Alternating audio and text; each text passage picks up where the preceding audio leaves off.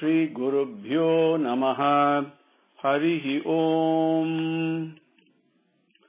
Sumukascha ekadantascha kapilo gajakarnakaha lambodharascha vikato vignarajo vinayakaha धूमकेतुर्गणाध्यक्षः फालचन्द्रो गजाननः वक्रतुण्डः शूर्पकर्णो हेरम्बः स्कन्दपूर्वजः शुक्लाम्बरधरं विष्णुं शशिवर्णं चतुर्भुजं प्रसन्नवदनं ध्यायेत् सर्वविघ्नोपशान्तये यस्य द्विरदवक्त्राद्याः पारिषद्याः परस्सतं विघ्नं निघ्नन्ति सततं विश्वक्सेनं तमाश्रये गुरुर्ब्रह्मा गुरुर्विष्णुः गुरुर्देवो महेश्वरः गुरुः साक्षात् परब्रह्म तस्मै श्री गुरवे नमः. Now Sampradaya Parampara Slokani. These slokams you may not have heard before, but let me read them and then we can share the meaning of that later and also get to the slokams later. Okay. Om Namo Brahmadibhyo Brahma Vidya Sampradaya Kartubhyo Vamsa Rishibhyo Mahadbhyo Namo Gurubhyaha Sarvo Paplava Varahitaha Prajnana Ganaha Pratyagartho Brahmaivaham Asmi. Om Narayanam Padmabhavam Vasishtham Shaktim Cha Tatputra Parasharam Cha Vyasam Shukam Gaudapadam Mahantam Govinda Yogindra Mathasya Sishyam Sri Sankaracharya Mathasya Padmapadam Cha Hastamalakam Cha Sishyam Tam Totakam Vartikakara Manyanasmat Guru Gurun Santatam Manatosmi. Sruti Smruti Purananamalayam Karunalayam Namami Bhagavat Padam Shankaram Lokashankaram Shankaram Shankaracharyam Keshavam Badarayanam Sutra Bhashya Krutau Vande Bhagavantau Punah Punah. Isvaro Gururatmeti Murti Bheda Vibhagine Vyoma Padvayapta Dehaya Dakshina Murtaye Namaha. Now these slokams I will send to you and then we can learn this and then understand the meaning. We say our prayers to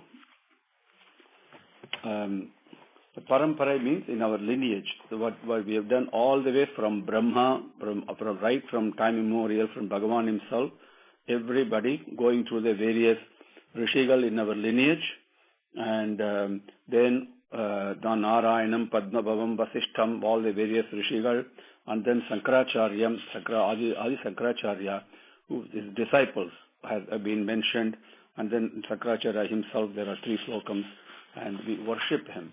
Because Sankaracharya, Adi Shankara, as we call him, Shankara is what he was called, but we call him Shankaracharya and Adi Shankaracharya. He has given us this gem, Bhaja Govindam, which with Bhagwan's grace we are taking up today. And the place we will start is in Kashi, or Varanasi, as we call it. Benares, they call it in English, actually Varanasi. Varanasi, those of you who have been to that Punya Kshetram, and we were thrilled when we were there. There are 2 rivers that goes there, Varan and Asi. So it's called Varanasi.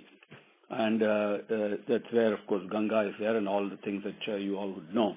And there, once Adi Shankara with his disciples was walking on the streets, and then he saw a Pandit sitting by the side of the street reciting Dukrunch Karane, Dukrunch Karane, Dukrunch Karane, Dukrunch Karane, like that. Okay? So what this Pandit was doing is reciting Dukrunch Karane, like that.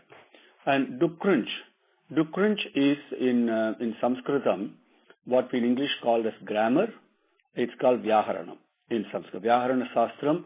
And those of you who have read or heard, for example, Sundaragandam, when the description of Hanuman comes, you will see that he was a great scholar in all the 6 Sastras, including Vyaharana Sastram. And when just before he decides in what language to talk to Sita in Ashokavanam, he goes through, and he describes Sanskritam very beautifully there, and it's a language that is decorated, that's jeweled by this Vyaharana Sastram. So Vyaharanam is the Sanskritam grammar we call in English, but Vyaharanam. And one of the grammatical elements is Dukrunch. And so this Pandit is reciting, the various rules pertaining to that, Dukrunch Karane, like that.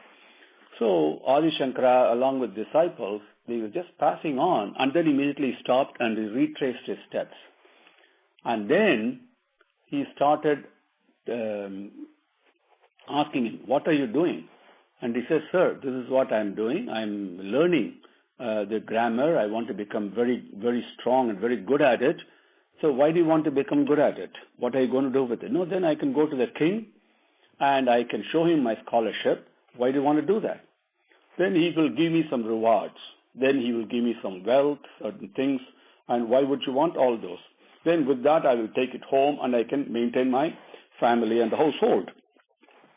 This is what I want to do. And then, out of infinite compassion for that man, and through him, to all of us, Bhagavad Pada poured out in 12 slokams that he gave. They are extremely musically very simple, and those of you who have heard M.S. Subbulakshmi's Bhaja Govindam, you know that how musical they are. They are very sweet, they are very musical, and it poured out spontaneously with so much love and affection for not only the protection of that Pandit, but to salvage, to rescue him from the whirlpool that he's been caught in, and to show him the pathway. And that's how the Bhaja Govindam started. And normally those of us who have been fortunate enough to have learned, for example, Carnatic music in our younger days, from teachers, especially from real advanced, great Vidwans, when you learn from them, when you make a mistake, the teacher does not mince words. He does not sugarcoat. He tells you bluntly, in black and white, in the most precise manner, what mistake you made. And that was good for us, because it's also good for our ego.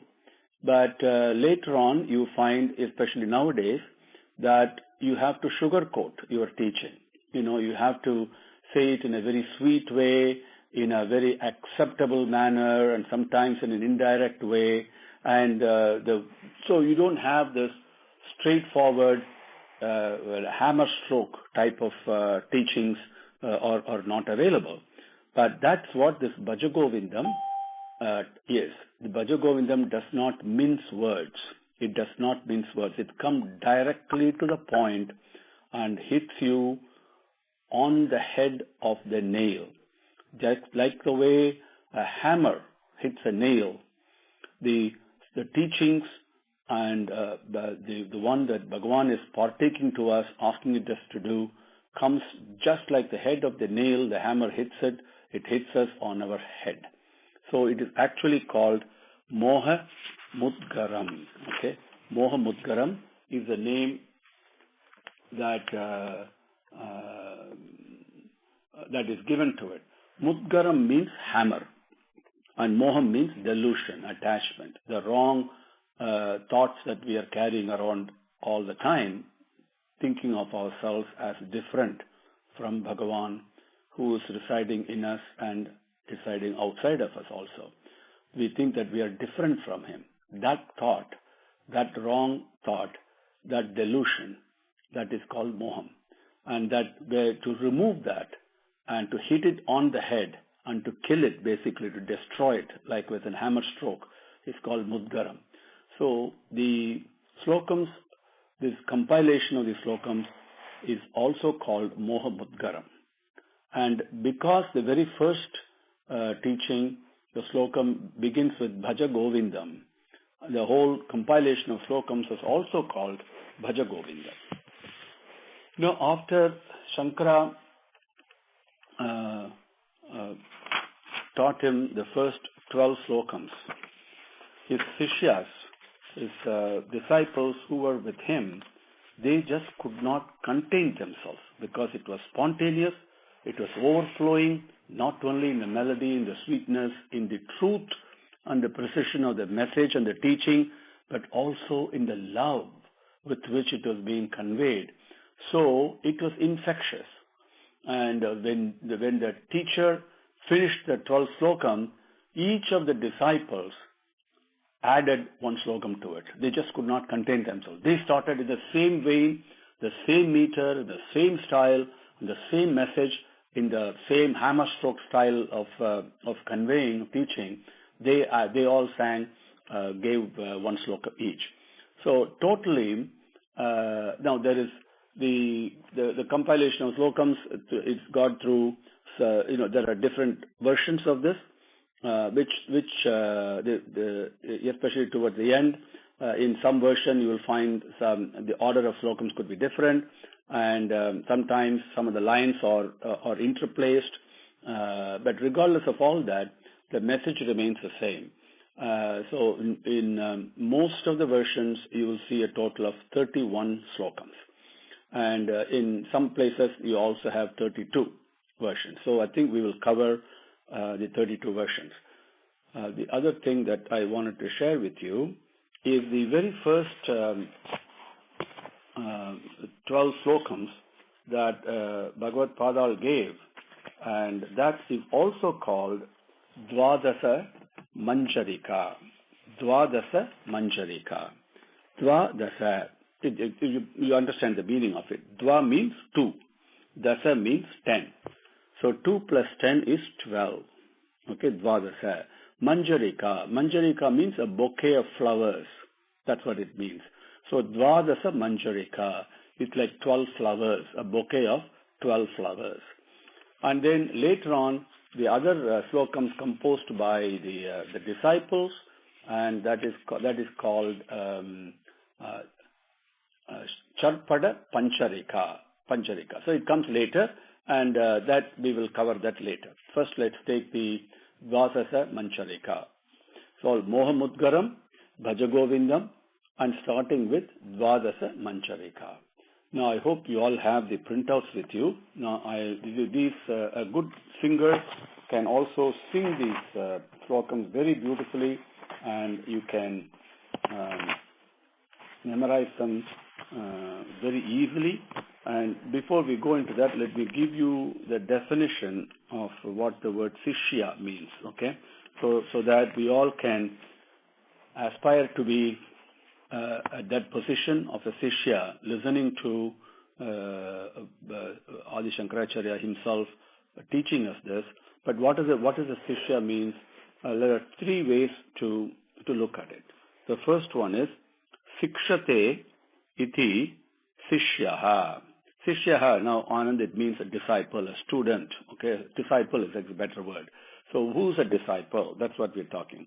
Sikshate iti Sishyaha. That is one who is taught by the teacher. One who is taught by the teacher is a disciple, is a Sishya. Now the second definition is Sishyate Visishyate Sastradi Parignanena Bahirmukha Apekshya iti Sishyaha. Once more, Sishyate Visishyate Sastradi Parignanena Bahirmukha Apekshya iti Sishyaha. So what does this mean? One who has improved himself, or one who has become better, and now is kind of withdrawn from the external senses and objects and more interested in the inward journey. And as a result of his study of the various sastras.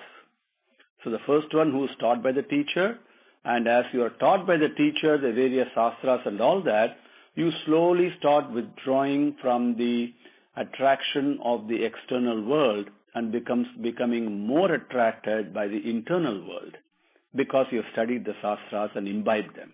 So that's the second definition of a sishya. Third one would be Indriyadi pravrittim sikshyati iti sishyaha. Indriyadi pravrittim sikshyati iti sishyaha. One who controls and curbs the activities of one's own sense organs. One who controls and curbs the activities of one's own sense organs. So this is now you can see the progression of a disciple. First, he is taught by the teacher. Second, because he is taught by the teacher, the various sastras, he imbibes them, understands them, reflects on them, and puts them into practice. Then he develops a natural distaste for the attractions of the world around him and starts going internally, starts the inward journey. As he starts the inward journey, obviously his senses are in much better control. He's curbing them, not allowing them to be attracted and fall prey to the external object. So that's the definition of a sishya. So with that, let's go to the first sloka. Bhaja Govindam, Govindam Bhaja Mudamate, Samprapte San Nihite Kale, Nahi Rakshati, Dukrunch Karane. Once more. Bhaja Govindam, Govindam Bhaja Mudamate, Samprapte San Nihite Kale, Nahi Rakshati, Dukrunch Karane. Now, bhaja. Now, we all know the word bhajan. We do go and do bhajans and all that. But what does bhaja really signify in Sanskritam? Okay, it is not just getting together in a group and singing some songs. No, and it's got a tremendous. The root word bhaj is a huge significance. That means you pray and yearn for the Lord. And you cannot stand being separated from Him, and you almost merge in Him. You want Him, you embrace Him. You know that mental attitude and the anubhavam, the experience that comes out of it is bhaja. Okay, so mentally think of Bhagavan, mentally love Him, be devoted to Him, and mentally. The feeling is, or the experience in the mind is one that you cannot be separated from Him. You cannot be away with Him, like the way Meera was, for example. Okay, so that is bhaja. So how can we do that to start with? We are not at the stage. Doesn't matter. We can take the first step. Okay, and just start thinking of Bhagavan in our mind, and then think of Him with love and affection. That's very important. Love, as much love as I love anything else, as much as love as I love myself, I must love Bhagavan. Because that's all we have to do. We must love Him as much as we love anything else, if not more. That's a starting point that we can have. Govindam. So, Govindam has got, again in Sanskritam, several meanings. Very interestingly, the first time the name Govinda was used by Indra when this child Krishna lifted the Govardhana mountains. And then after pouring rain for a week and nothing moved, and then Indra came and fell at the feet of Bhagavan and addressed him as Govinda. And Govinda means number of things, but ultimately it means only one thing. Okay, going through the Sanskrit meaning of it, the Govinda, the very first meaning, the word go, immediately we think of Pasumad, cow. That is fine. Go has got four meanings actually. One is Mother Earth, the other is the cow, it also, go also means Vedam. Okay, and go also means mother. So it's got different meaning. So Govinda, if you think of it as Mother Earth, it means one who knows, who has understood and found the earth. What does finding the earth mean? One who and realized through personal experience the support, the entity, the substratum, the thing that is supporting the whole world. Right? Once I experience, and through my experience I know what it is, because intellectually I cannot understand it. If I experience the supporter of the whole world, then that entity that is supporting, that is Govinda. Okay. Then of course the Lord of the cattle, which means one who protects, takes care of, and nourishes, and cares for and takes care of the cattle. That is another meaning. And third, of course, is the meaning which shows, now I am talking and you're listening, we all talk at different point in time, we make different sounds of noises. Not only us, even a dog makes a different noise, a bird makes a different noise, and even when wind blows on a tree, the leaves make noises, right? I mean, if you really look at it, the whole universe, so to speak, is Sabdamayi. Bhagavan is present in the form of Sabdam, in the form of sound. Okay, among other things. Sabdamayi is one. So, what is it that creates a sound? Where does the sound come from? If you really look at it, if we ever analyze it, we think we are coming from our mouth. No, it is not. Okay, we have to think deeper than that. What is the origin? Where does the sound come from? Bhagavan now manifests himself as sound, as Sabdam. And that entity that manifests itself as sound, as speech, as whatever noise that we make, and we make all these various kinds of noises. When we speak, we call it a speech. Okay? And when animal makes, we give it different types of different name to it. But all of them basically sounds. That's all. The same way, I'm speaking in English, and you're able to understand it. It's a language, we call it as English. I speak it, and then you understand it. I speak in Tamil, you understand it, and some of you don't. Then somebody may understand Hindi. These are all different formulations of sound, but they are there with one purpose, and the purpose is to communicate, to share. And what am I sharing? I'm sharing knowledge, what I know and what I don't know also. What I don't know is also one part of knowledge. Ultimately, the sound is there to convey the true knowledge, which is nothing but love. When you speak to someone for a very kind manner, kind words, for example, somebody is suffering, and you give him some kind words of solace, how nicely he feels. And when you give a word of appreciation to someone, how nicely they feel. At the same time, you denounce somebody with your word, how badly they feel. When you are very cruel with your words, even though you may not hit them physically, how much of a blow they take. So words are extremely powerful. Extremely powerful. Words, that means sound, conveying something, is extremely powerful. Same way the birds, animals, every creation of Bhagavan conveys in a language that they understand through this sound. And this sound, this form of sound, the origin of this so-called speech, that is Govinda. And the fourth meaning of Govinda is one, as I mentioned to you, Go means also denotes Vedan. So one who is revealed to us through Vedams, one who is worshipped, whose glory the Vedas all sing, and out of which, we the aspects of this entity is revealed to us, right? That is Govinda. So Bhaja Govindam. Ultimately, it is on a very personal level. Govinda is none other than the one that makes my body move, makes my mind move, and makes my intelligence move, and gives me peace, gives me happiness, gives dukkam so I can move to happiness.